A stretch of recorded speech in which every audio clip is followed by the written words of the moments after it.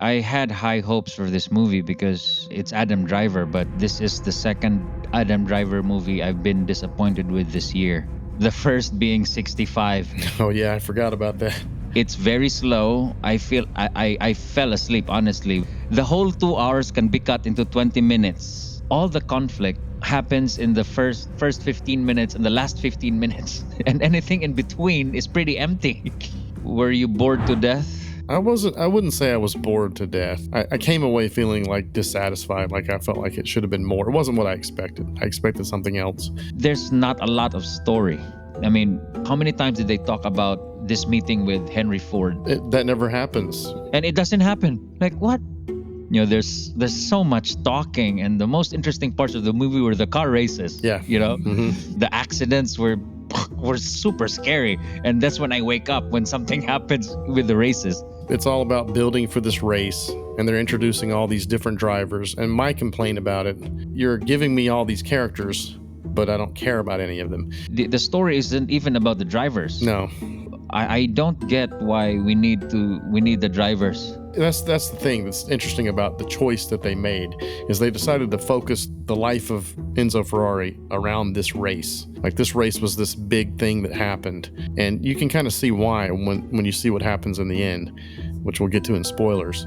I also wonder how the Italians feel about, you know, an American playing him, and then Shailene Woodley, an American, and then Penelope Cruz is Spanish, so she's not even Italian. No Italians in an Italian movie. It's a cultural appropriation. Is that what it is? I mean, oh man, if you're going to this movie expecting a real biopic, that's not what you're going to get. And so it's just this little slice of life, this one chapter in his life, which is only, I guess, a few months. I don't think it was even a year. You're not going to get the life story of Ferrari. I think I was more interested in like where he came from, maybe his racing days. He apparently wasn't that successful, but I still would like to know more about it. They barely hint at it a little bit. I was expecting something different. There's nothing in the movie about Enzo wanting to build 12-cylinder cars because he thought they were superior to 6-cylinder, 8-cylinder. Nothing.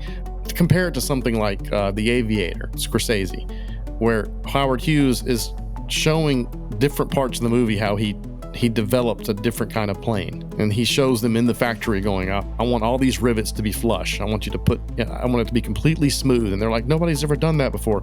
There's nothing like that in this movie. There's nothing about why his car is special, why it's different from Maserati, why it's different from Ford. Nothing.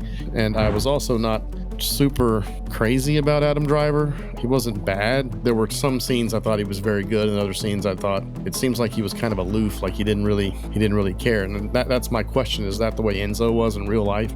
He didn't seem super passionate. There was only a couple times when he did seem that way, so I wasn't sure, is this how Ferrari really was? Kind of the same thing I felt when I watched Napoleon. Like, is this how Napoleon actually was? The Enzo Ferrari on Ford versus Ferrari was kind of more terrifying and more interesting. Tell him he's not Henry Ford. He's Henry Ford II. Yeah, he wasn't in it much, but he did have a lot of personality. And Shailene Woodley was kind of just there. And I love her. I mean, she's one of my favorite actresses, but I just didn't think she was anything special in this movie. I think Penelope Cruz was fantastic. Okay, I don't remember Penelope Cruz being this good as an actress. No. I remember a shot of her, the camera was just zooming in on her face, and you can just feel the grief. She was perfect. She was very believable. You could see the torture and the pain and the anger, especially at the end. The last several minutes of the movie, she really ramped it up and kind of saved the movie, in my opinion. Like, it made it seem like it was worth it. I'm not sure about the Italian accent. She's not my wife, but he is my son. I guess you have to do it because we need to know that you're not just, another American. Shailene Woodley's Italian accent was even worse. Did she even do an Italian? I thought she was just an American girl. No, she was trying to do Italian. I can hear it, but it sounded so American. My overall impression was, I think it was a little bit of a disappointment for me. That last scene should have been the first scene of the second act, because this is where things get interesting, because there's a choice. Penelope Cruz demanded something from Enzo, and the rest of the movie should answer whether Ferrari should give in to that request or not. That should have been the story. Yeah. The delivery of that monologue was so powerful. I felt it. I woke up from my sleep. And then that's it. Credits rolled. And then they explained, okay, this is what happened. This is what happened after that. These things they should have written at the end. This should have happened in the movie. Yeah. This is what we were building towards, and you just give me a title card.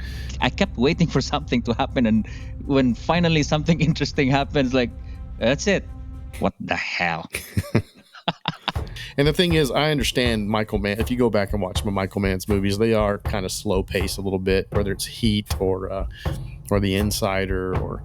Yeah, so click here for the spoiler video where we'll talk about things we couldn't talk about in this video. I have a lot of questions actually. Some scenes are vague. I hope Jim can enlighten me on I don't know what this movie is about. I'll try. All right, see you guys in the next video. Thanks for watching.